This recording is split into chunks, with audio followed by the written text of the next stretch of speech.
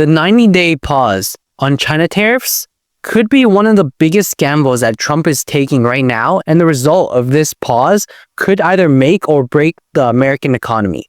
So that's the subject of this video, and it's just kind of a thought piece that I had and something that I kind of theorized up. So what do I mean? Why do I say that this 90-day pause could be really good or really bad? After the pause was announced, the markets rallied for a bit, right? People were thinking, oh, this is great, this is fine. We see pain was postponed and we don't know what's going to happen, but for now, everything's fine and dandy.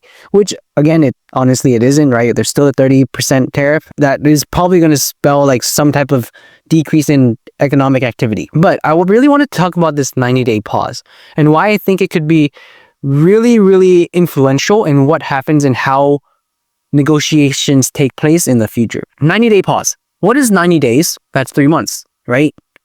What is 3 months? That's a quarter. When was the 90-day pause announced?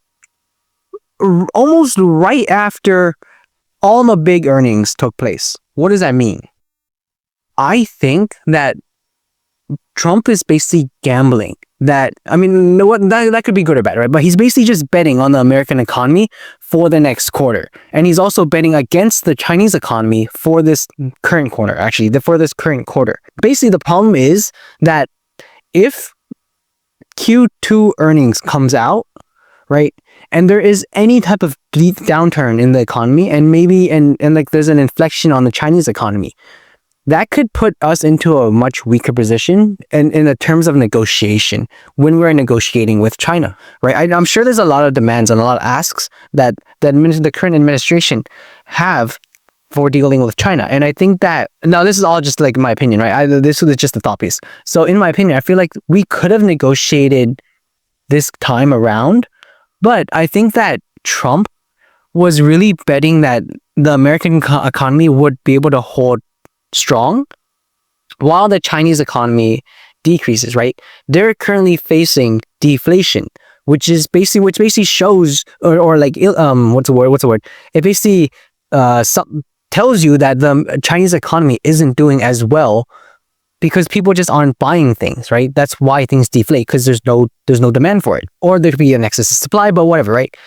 But I do think that this is just me kind of asking you, what do you think about this theory where Trump is really just betting on the American economy and hoping that earnings that come out from these big American companies in Q2 really show how strong the American economy is? In doing so, and in waiting for the Chinese economy to deteriorate more, maybe Trump is saying, okay, well, at that point in time, we will be in a better negotiating position to deal with these tariffs, to deal with maybe, for example, dealing with a TikTok purchase, right?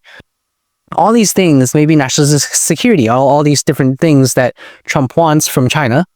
I think that that's one thing that Trump might be betting on, or might be thinking and postponing it 90 days. So I really wanted to ask you that question and see if you think that's a potential possibility.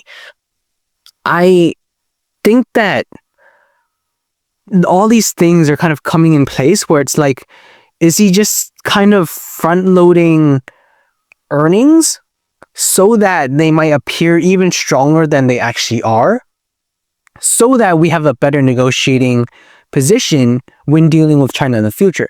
For example, when he announced the first set of tariffs, all the companies that were really worried, they front-loaded all their purchases because they didn't want to deal they didn't want to deal with the tariffs. And now he's announcing this 50% increase in tariffs against the EU, right, which might cause even more front loading of more goods, so that we kind of have this like upsized economy, I guess, where like there's more purchases and we kind of appear much stronger than we actually are. Even if we are strong, right, in buying so many more things and front-loading all those purchases, we appear even stronger than we are. I'm not saying that the American economy is weak. I'm just saying that we appear stronger than we actually are. Could it be that again, maybe I'm giving him too much credit. I don't know, right? I could be giving him way too much credit.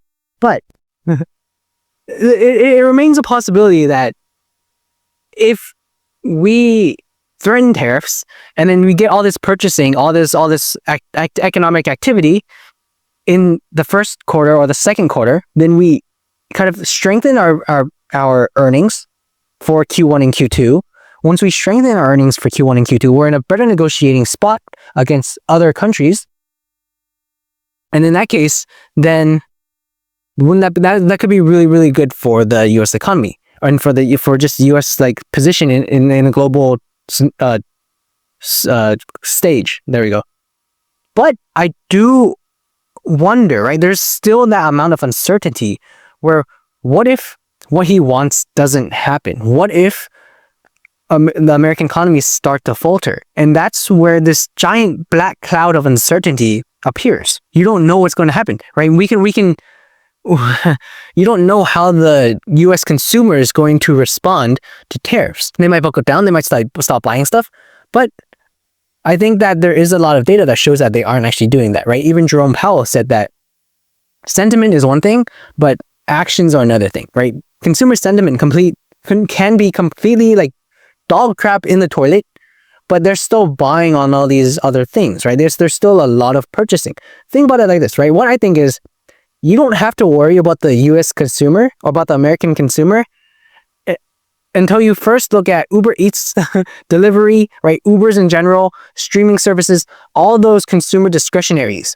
And I'll put Uber Eats, like DoorDash, that above consumer discretionaries because you're literally paying for nothing. You're just paying for delivery and convenience. So I think those are earnings that we should really pay attention to, and also paying attention to US banks, right? Even if you look at the previous few earnings for US banks, if you look at JP Morgan, even if you look at SoFi Technologies, right?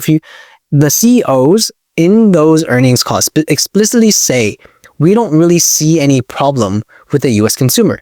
Bank of America also did this. Anyways, we don't see any problem with the US economy. It still seems to be holding strong. We're still seeing a lot more like loan applicants. We're still seeing a lot more people, et cetera, et cetera, et cetera. So this is just me rambling on at this point, but I just wanted to ask you, is it possible that this 90-day pause is basically just Trump betting on Q2 earnings for the US-based companies? I don't know. So that's it. I just wanted to ask you this question. Please let me know what your thoughts and comments down below. Peace.